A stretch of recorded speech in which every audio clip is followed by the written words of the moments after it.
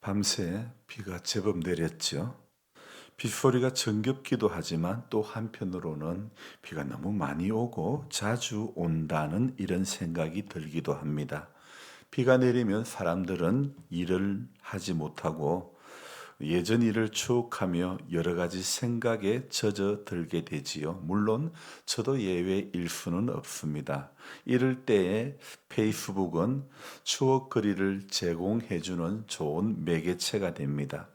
작년 5월 17일 그 당시에 페이스북에 올린 사진이 나오더라고요. 지금의 이 천정 작업을 마치고 필름 작업하기 이전의 그 모습을 페이스북에서 보여주더라고요. 생각해 보니 작년에 그 공사 기간에도 새벽 기도는 계속 해야 했었고 유튜브 방송도 계속 올려야 했으니 일을 마치고 연장 정리하고 청소하고 의자 제자리 맞추고 했던 일들을 어떻게 그 긴 기간 동안 계속 해 올 수 있었던가. 그때니까 했지 지금 하라면 다시는 못할 것 같습니다. 제일 오랜 기간 동안 일을 했던 윤 집사님 형님이 생각이 나던데요. 그다지 건강하지 못했던 무릎이지만 약간씩 불편한 모습으로 절면서 그래도 많은 일을 주도적으로 제일 선봉에 서서 작업을 해 주셨기 때문에 지금도 생각하면 너무 감사합니다. 일을 마치고 나면 이 윤 집사님 형님께서는 여기가 시골이고 심심하다 보니 그래서 한 번씩 우리하고는 전혀 상관없는 강원랜드에 갔다가 밤늦게까지 머신을 만지고 놀고는 그리고 또 돌아와서 잠시 수면을 취하고 외국인 근로자를 태우고 가셨던 그 모습이 눈에 선합니다. 고마운 손길들이 있어가지고 이렇게 예쁜 예배당이 만들어졌던 거죠. 하나님의 교회는요, 이렇게 고마운 손길들을 통해서 역사 가운데 지금까지 존재해 왔던 것이죠. 지금 교회를 섬기는 분들도 역시 그 역사의 한 부분을 써가는 사람들이죠. 마치 느헤미야가 성벽 재건 작업을 할 때에 수많은 사람들이 각자가 할 수 있는 부분에서 묵묵히 감당했던 것처럼 말입니다. 앞으로도 하나님께서 허락하시는 시간까지 하나님의 선한 역사에 아름답게 쓰임 받다가 주님 앞에 서기를 원합니다. 이번 한 주간 이 이사야 33장부터 39장까지 읽고 묵상하며 글을 적으며 보내왔는데요. 그런데 어제 또 저에게 도전을 주는 글을 보게 되었습니다. 제목은 묵상의 중요성이라는 그런 제목의 글이었는데 내용이 이러합니다. 그 저자는 가장 첫 번째 챕터에서 생각과 사색의 차이를 아는가 이런 소주제의 제목을 달았는데요. 생각은 보이는 것만 보고 싶은 것만 보는 것을 의미하고 사색은 남들이 보지 못하는 것을 보는 것을 말한다고 정의를 했는데요. 그러면서 그 다음 챕터에서는 그리스도인들은 특히 설교자들은 사색하는 사람이 되어야 된다. 이렇게 이야기를 하더라고요.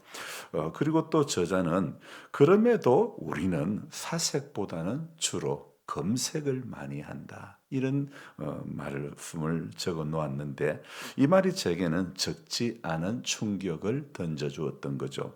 도망갈 길이 없게끔 만드는 그런 말씀이었습니다. 마치 가늠하다가 현장에서 잡혀온 여인들을 향해 돌을 든 사람들에게 우리 주님께서 너희 중에 죄 없는 자가 돌을 치라 그렇게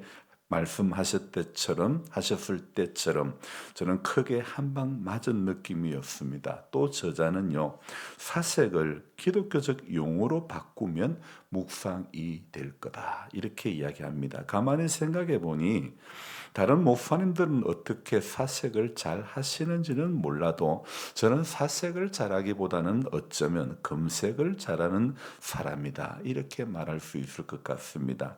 핑계라면 핑계일 수 있겠지만 지금 스마트폰 시대에 가요. 우리로 하여금 사색의 시대를 넘어 검색의 시대로 만들어 가고 있는 거죠. 책을 읽기보다 책 내용이 어떤 내용인지 검색을 하면 짧은 시간에 더 많은 책들의 내용을 습득을 할 수 있기 때문이죠. 그래서 책에 나오는 내용이나 검색에 의해 습득한 지식은 내 것이 아니죠. 남이 발견하거나 깨달은 지식이나 교훈을 적어둔 것이기 때문이죠.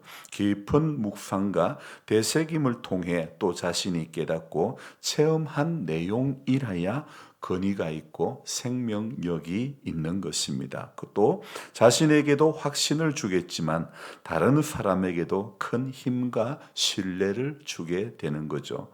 독일의 철학자 쇼펜하우어가 했던 유명한 말이 있는데요.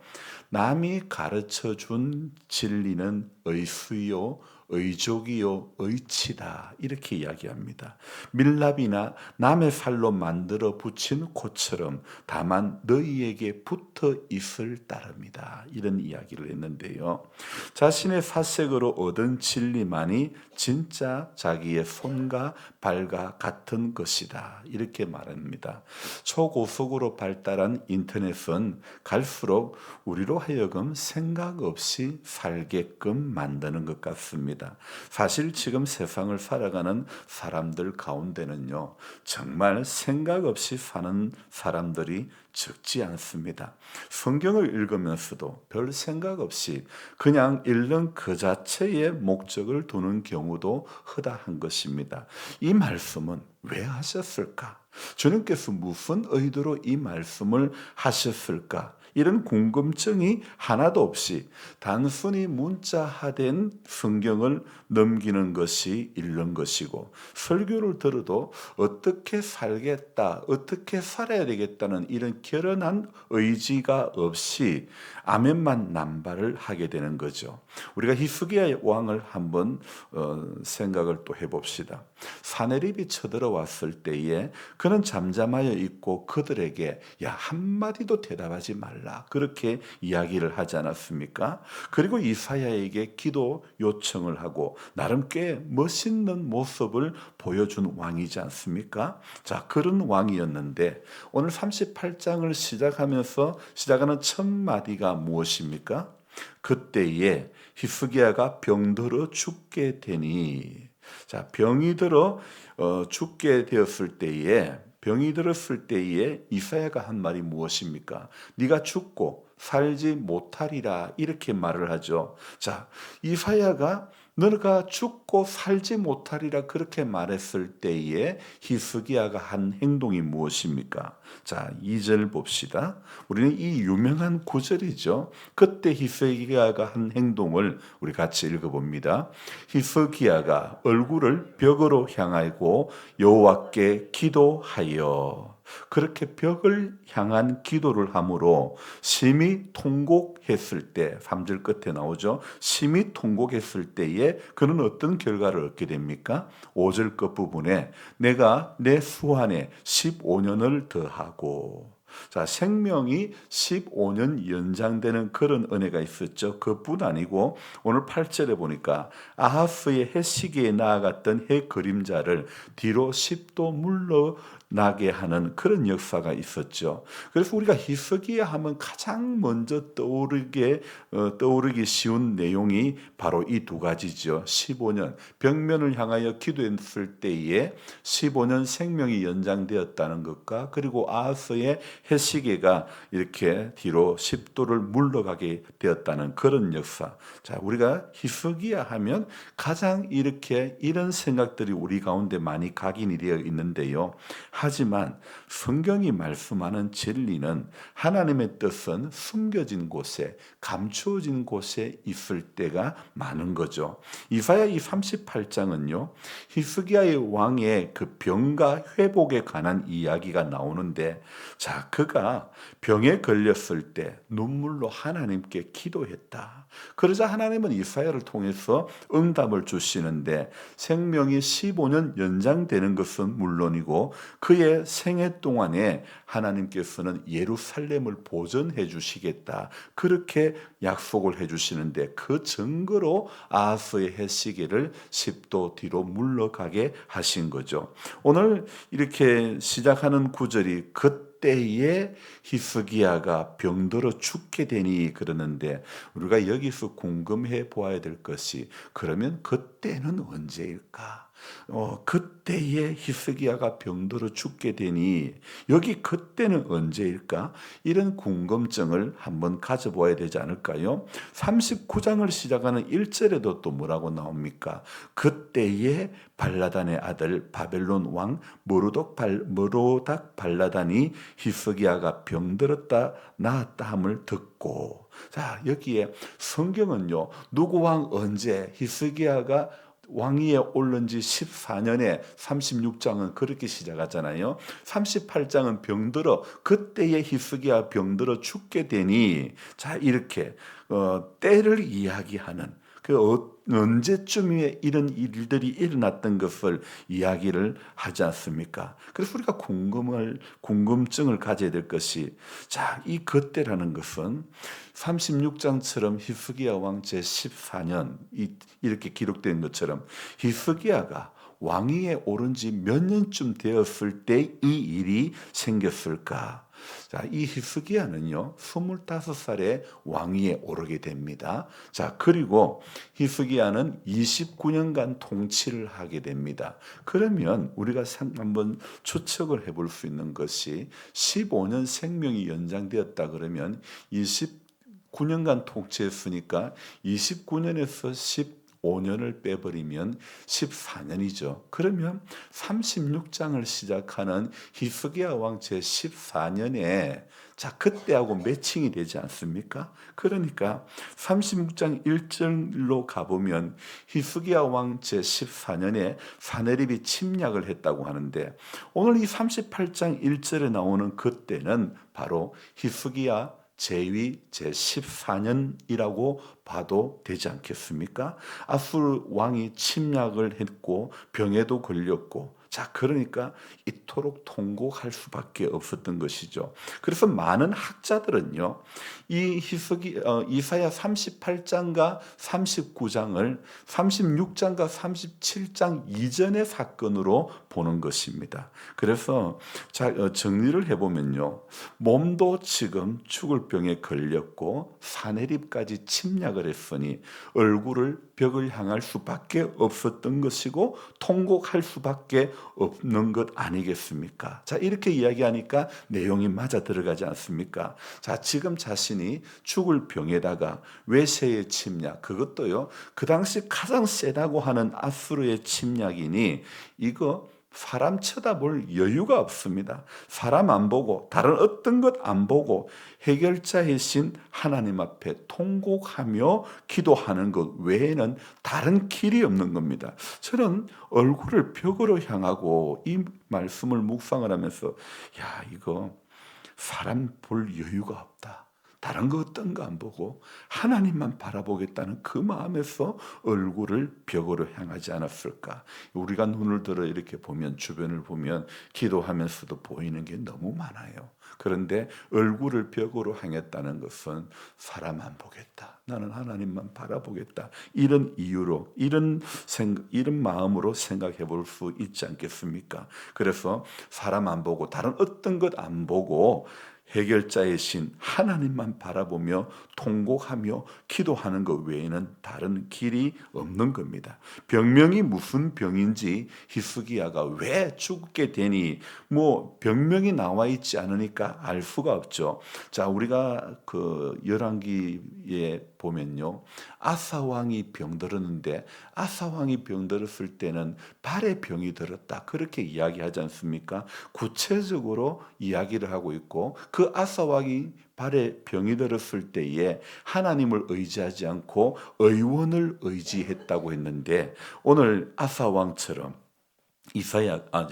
히스기야가 하나님을 의지하지 않고 의원을 의지한 것도 아니지 않습니까? 이사야가 너가 죽고 살지 못한다고 했을 때에 무슨 너가 죄 때문에 그렇다 그런 것도 없고, 또 치유의 그 과정에서 회복의 과정에서 회개했다가 고침받았다는 그런 내용도 나오지 않지 않습니까? 그렇다면 히스기야가 걸린 이 죽을 병은 자연적으로 발생한 병이라고 보는 것이 타당하지 않겠습니까?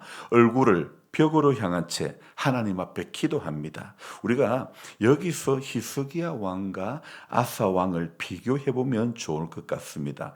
여러분, 세상에는요, 신앙적인 사람과 비신앙적인 사람으로 구분할 수 있는데, 또 신앙인들 중에서도 상식 위에 신앙을 두는 사람이 있는가 하면 인간의 상식 수준에서 벗어나지 못하는 그런 사람들도 있다는 것입니다. 왕도 예외는 아니죠.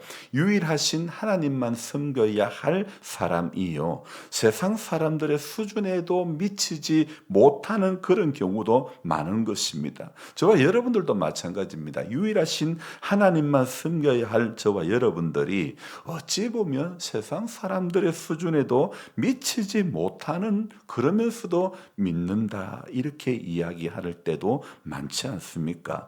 왕도 환자라 이 아사왕처럼 의사를 찾는 것은 어쩌면 당연할 수 있지 않습니까? 하지만 성경은 여호와께 구하지 아니하고 의원에게 구했다는 것, 다른 말로 하면 하나님 날 좀 살려주세요 하지 않고 의사 선생님 저 좀 살려주세요, 꼭 좀 살려주세요, 이렇게 말하는 것, 이거하고 비슷한 거 아닙니까? 어디 그뿐입니까? 북이스라엘의 왕을 한번 생각해 봅시다. 아하시아라고 하는 왕을 우리가 생각해 보면요, 이 아하시아 왕이 어떤 일을 하냐면 에그론의 신 바알세붑에게 사람을 보내 가지고 내가 나을지 안 나을지 알아보는 겁니다. 여러분 기억나시죠? 결국에는요, 그때 엘리야 선지자가 한 말이 무엇입니까? 그때 엘리야는요, 왕이 침상에서 죽고 내려오지 못할 것이라 이렇게 심판을 하지 않습니까? 결국 오늘 히스기야가 벽을 향해 기도했다는 것은 하나님 외에는 그 어떤 신도 그 어떤 의원도 찾지 않겠다는 아주 결연한 의지이고 신앙이 아니겠습니까? 3절 말씀 봅시다. 같이 읽습니다. 이르되 여호와여 구하오니 내가 주 앞에서 진실과 전심으로 행하며 주의 목전에서 선하게 행한 것을 기억하옵소서 하고 히스기야가 심히 통곡하니. 자, 이 3절 말씀을 보면 이 히스기야는 내가 주 앞에서 진실과 전심으로 행하며 주의 목전에서 선하게 행했다. 이것은 무엇입니까? 평소에 히스기야의 삶의 모습이 뒷받침되어 왔다는 것 아니겠습니까? 히스기야가 하나님 앞에서 진실과 전심으로 행했다는 것을, 또 주의 목전에서 선하게 행했다는 그 삶을 오늘 우리가 본받아야 되는 것입니다. 그런 마음으로 심히 통곡하니, 여러분 어떻게 하나님께서 역사하지 않을 수가 있겠습니까? 어떻게 15년 연장 안 시켜 주실 수가 없겠습니까? 그죠? 그러니까 아니 그 배로 30년인들 하나님께서 왜 연장시키지 못하시겠습니까? 부디 저와 여러분들이 오늘 이 히스기야 이 삶을 보면서요, 우리의 신앙을요, 우리 보통의 사람들이 일반적으로 생각하는 상식 수준에 그 위에 두어야 될 줄로 믿습니다. 믿는다 하면서도 오히려 믿지 않는 사람보다도, 믿음 없는 사람보다도 더 상식 수준의 이하의 삶이 되면 안 되는 것입니다. 믿기 때문에 저렇게까지 하구나, 믿기 때문에 저렇게까지 헌신하구나. 저는 참 이렇게 어제도 우리 그 김순남 씨가 감자 수제비를 끓여와 가지고 대접하는 그 모습을 보면서 참, 야, 이게 믿는 우리들이 그렇게 해야 되는데, 이런 마음이 드는 거예요. 참 저도 감자 수제비는 처음 먹어봤는데 이것저것 만들어 가지고 섬기는 그 모습이 참, 그 모습 가운데서 야, 우리 예수 믿는 사람, 우리도 물론 사랑을 베풀고 섬긴다지만은 안 믿는 사람도 저 정도는 다 하구나, 저렇게 다 하구나, 이걸 보면서 우리가 더 하나님 앞에 서는 그날까지 우리가 더 믿음의 모습을 더 헌신하고 더 사랑하고 더 정말 그런 마음으로, 그 귀한 마음으로 오늘 히스기야가 주 앞에서 진실과 전심으로 행하며 주의 목전에서 선하게 행한 것, 우리가 그 삶이 뒷받침되어 주었기 때문에 하나님은 그가 그렇게 심히 죽을 병 앞에서 벽을 향해 기도할 때 하나님은 생명을 연장시켜 주셨던 것인 줄로 믿습니다. 그래서 저와 여러분들이 또 이렇게 38장까지 이사야서를 보면서 히스기야의 삶을 보면서 하나님 앞에 우리의 인생의 시간 역시 어떻게 아름다운 결말을 맺어갈까, 천산병 시인처럼 소풍 나온 이 땅에서의 삶이 우리가 어떻게 아름다운 소풍을 살다가 하다가 주님 앞에 서야 될지 또다시 깊이 고민하고 믿음의 여정을 아름답게 걸어갈 수 있기를 주님의 이름으로 부탁드립니다. 기도하겠습니다. 하나님 아버지, 이사야서 말씀을 보면서 또 이렇게 히스기야라고 하는 이 왕의 인생, 하나님 주 앞에서 진실과 전심으로 행했던 것, 주의 목전에서 선하게 행했던 삶, 우리가 살아가야 될 삶의 모습인 줄로 믿습니다. 믿음은 반드시 히브리스로만 끝나는 것이 아니라 야고보서에서 나오는 행함이 따라주어야 되는 것입니다. 우리는 히브리스로만 끝나는 신앙이 되면 안 되는 것입니다. 믿음이 있다 하면서 행함이 없는 믿음은 죽은 믿음이라고 하였사오매 우리 삶의 자리에서 오늘은 또한 어떤 행함으로 하나님 앞에 나아가야 될지, 어떤 행함으로 사람 앞에 나아가야 될지 알게 해 주시기를 원합니다. 그래서 주님 감동 주시는 그 일 앞에 묵묵히 오늘도 순종하며 그렇게 하루하루 살아가며 하나님, 사람보다도 하나님 더 귀하게 여기는 마음, 세상 일보다도 하나님의 일을 더 귀하게 여길 수 있는 그 마음으로 하루하루 살아가고 이겨가고 그렇게 열매 맺어갈 수 있도록 도와주시기를 간절히 바라고 원합니다. 오늘은 또 주일을 준비하는 날입니다. 하나님, 사모하는 마음으로 우리 모두에게 함께 해주시기를 원하옵고 위로부터 내리시는 그 은혜가 하나님 우리의 심령에, 우리의 가정에, 우리의 자녀들 가운데, 우리 교회 가운데 가득 임하기를 바라는 그 마음으로 하나님, 히스기야가 벽을 향하여 기도했던 것처럼 전심으로 기도하고 주의 얼굴 구하는 그런 하나님의 사람들이 다 될 수 있도록 도와주옵소서. 몸에 약함이 있는 성도님들을 불쌍히 여겨주시고 은혜를 내려주시고 하나님, 죽을 병을 고쳐주셨던 히스기야의 삶, 히스기야의 기적을 하나님 행해 주시기를 원합니다. 하나님 아버지, 우리로서는 할 수 없지만은 너는 내게 부르짖으라. 내가 내게 응답하겠고 내가 알지 못하는 크고 비밀한 것을 보이리라고 말씀하셨사오매 주님, 기도하면서 크고 비밀한 것도 볼 수 있는 은혜를 주시고 감추어진 것들을 하나하나 깨달아가는 그런 은혜가 우리 평생의 신앙의 여정 가운데 주 앞에 서기까지 평생 동안 그 은혜가 목전의 은총이 우리 모두에게 넘쳐나는 그 기쁨이 있게 하여 주옵소서. 오늘도 주님의 이름을 전심으로 구하며 나아가는 이 아침이 되도록 도와주옵소서. 감사를 드리며 예수님의 이름으로 기도드리옵나이다. 아멘. 간절한 마음으로 주여 부르고 기도합니다. 주여, 주여.